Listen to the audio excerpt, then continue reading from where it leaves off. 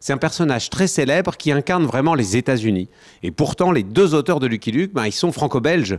Et donc, c'est une vision du Far West, de ce grand mythe américain, mais vu par nous, les Européens. Depuis sa création, le célèbre cow-boy Lucky Luke a bercé plusieurs générations, à travers ses bandes dessinées, ses films ou son dessin animé.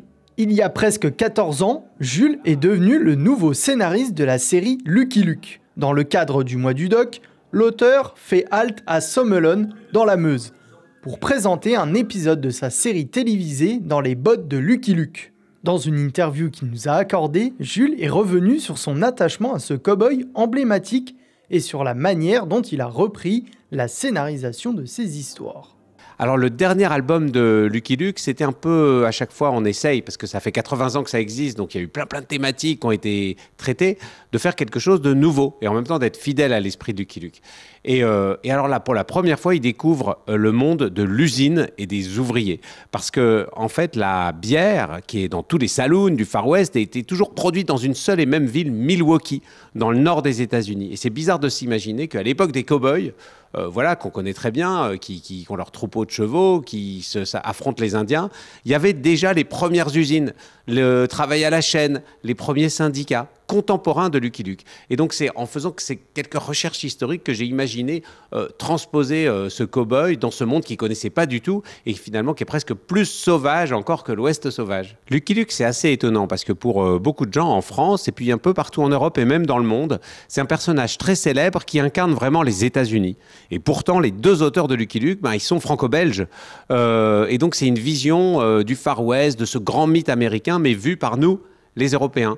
Et c'est aussi une parodie au départ, l'ADN de Lucky Luke, des westerns hollywoodiens, qui sont déjà aussi une façon de réécrire l'histoire américaine, en l'enjolivant évidemment. Tous les John Wayne, tous ces fameux westerns anciens. Et Lucky Luke a un petit angle humoristique, évidemment.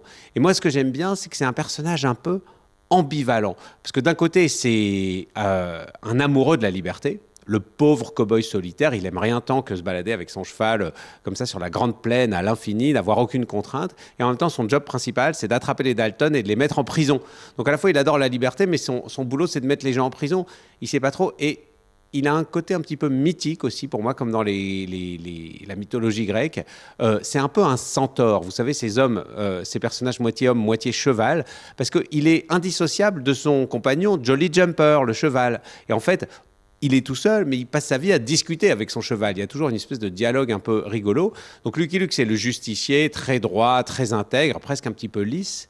Et Jolly Jumper, c'est le côté français dans tout ça. C'est-à-dire, il râle, il est jamais content, il fait des blagues, il est sarcastique. Et donc, ce personnage, il est mixte. Il y a un peu le moi et le surmoi, je dirais, qui sont exprimés en un seul couple qui se balade comme ça dans la pampa. Comme beaucoup de gens, en fait, moi j'ai appris à lire avec les bandes dessinées. Avant même de savoir lire, évidemment, on feuillette les albums, on essaie de deviner ce qui se passe, de suivre l'action. Il y a mon père qui me lisait à haute voix dans mon lit pour m'endormir les aventures de Lucky Luke. Donc bien sûr, je l'avais métabolisé, c'était vraiment en moi. Et quand on m'a proposé de le reprendre, c'était pour les 70 ans de la série, pour redonner un peu une énergie, parce que les auteurs précédents avaient un peu perdu le personnage. Il était un petit peu moins lu, les jeunes générations ne le connaissaient pas forcément. Moi, on m'a dit, voilà, il faut créer des histoires qui vont parler aussi bien aux adultes qu'aux enfants, à 3 générations de lecteurs, pour qu'on puisse partager un peu comme on le faisait avant. Et puis c'était un peu pari gagné, on a réussi à réinsuffler comme ça un peu une énergie et un truc sympa dans ce personnage. Donc c'était très naturel. Moi, ce qui m'intéressait, c'était pas juste de signer une licence où de toute façon on allait en vendre pas mal et gagner de l'argent. Il y a plein de gens qui dénoncent un petit peu l'exploitation des vieux personnages pour faire du business. Et c'était pas du tout ça l'idée. C'est-à-dire que moi, j'aurais pas accepté si j'avais pas eu cette liberté d'aborder des sujets qui résonnent avec aujourd'hui. Sans dénaturer, pour autant, Lucky Luke, il s'agissait vraiment de faire des choses qui soient cohérentes avec ce qui se passait à la fin du 19e siècle aux États-Unis. Mais en fait, si on gratte, si on recherche un peu, on se rend compte qu'il y a des choses qui parlent d'aujourd'hui et qui nous aident à mieux comprendre aujourd'hui aussi. Et c'est-à-dire que moi, les Lucky Luke que j'ai fait, j'ai abordé par exemple des communautés qui n'avaient pas été abordées dans les précédents Lucky Luke. Il y avait eu les Irlandais, les Italiens, les Russes, les Chinois. Mais en fait, pour la première fois, j'ai fait un album avec Lucky Luke et les Juifs. Lucky Luke et les Noirs, et le thème de l'esclavage, qui est quand même tellement important dans l'histoire américaine. Puis je l'ai fait voyager ailleurs, je l'ai amené à Paris. Dans Un cow-boy à Paris, il ramène la Statue de la Liberté. C'est à partir de cette histoire vraie, extraordinaire, hein, de ce partenariat entre les USA et la France, et l'histoire de la statue créée par Bartholdi. Et puis voilà, à chaque fois, j'essaie d'inventer des nouvelles histoires. C'est une des raisons pour lesquelles ça marche. Mais aussi qu'il y ait plusieurs niveaux de lecture. Qu'on ne s'embête pas si on a 50 ans, qu'on ne s'embête pas si on a 20 ans, qu'on ne s'embête pas si on a 8 ans. Quand on découvre Lucky Luke, il y a plein de petites choses pour chacun, des petites références, des petits clins d'œil, de jamais perdre de vue l'humour. Pas seulement l'action, mais aussi l'humour qui est vraiment, je dirais, à la base de cette gaieté particulière, tellement franco-belge et qui est rare aujourd'hui, parce qu'on est dans un monde aussi très triste, très antagoniste, très brutal. Et finalement, cette douceur et ce côté qui nous réunit tous de l'humour, c'est vachement important, plus qu'avant probablement encore. Je ne sais pas s'il y a vraiment un message dans cette filière de la bande dessinée jeunesse franco-belge. Il y en avait un quand même, qui était quand même je dirais le fil rouge de toutes ces séries emblématiques. C'était qu'il fallait apprendre en s'amusant. C'est-à-dire qu'à la fois passer un bon moment, vivre des histoires d'aventure, se marrer, mais qu'à la fin, il reste quelque chose, qu'on se souvienne de quelque chose, qu'on change un peu notre regard sur le monde.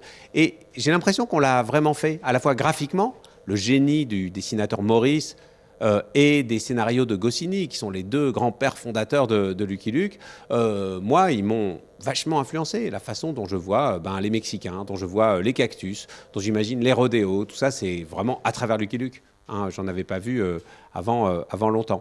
Et puis enfin, il y a cette espèce de droiture du personnage au regard de la nullité et de la stupidité des gens qui l'entourent. C'est-à-dire qu'à chaque fois, Lucky Luke, il se pointe dans un endroit, dans un village perdu, au milieu de nulle part, et les gens se tapent dessus. Il y a des gangsters, il y a des gens qui ne pensent qu'à la cupidité, à l'argent, à braquer des banques, à escroquer leurs voisins. Et puis, à chaque fois, ils sont très lâches. Dès qu'il y a quelqu'un qui est plus fort, ils se mettent du côté du plus fort. Ah, peut-être qu'aussi, pour un enfant, par exemple, ces valeurs-là, de se dire, bah oui, finalement, les gens peuvent être très, très cons, mais c'est pas définitif. C'est-à-dire qu'au fond, il suffit qu'il y ait quelqu'un qui leur dise, regardez le bon côté des choses, essayez de, à l'intérieur de vous-même, extraire la pépite finalement de droiture, de bonté, de justice que tout le monde a, et vous pouvez remettre les choses à flot. Il y a un côté un peu sauveur de Lucky Luke, c'est un super-héros qui vient, il y a un problème, il arrive, il règle le problème, il s'en va. C'est ça les histoires de Lucky Luke, quasiment aucun album n'échappe à cette règle-là. Donc ce côté... Il ne faut pas trop espérer des gens autour de soi. Tout le monde est un peu nul, et nous-mêmes, y compris, on est un peu nuls. Mais il y a quelque chose de bon à en tirer. Donc cette bonté-là et cette gaieté, parce que ça va avec l'humour, elle est importante.